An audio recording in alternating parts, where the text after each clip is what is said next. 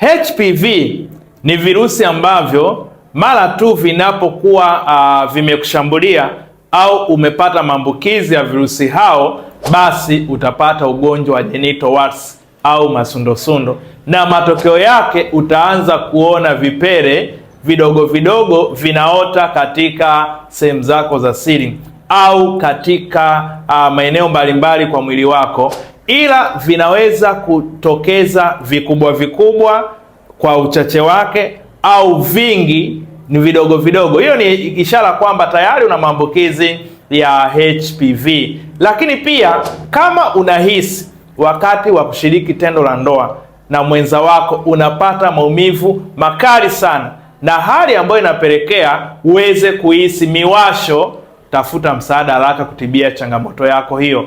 Usikae na msongo mkubwa wa mawazo, kwa sababu genital warts inatibiwa na inakwisha kabisa. Afya yako ni furaha yako.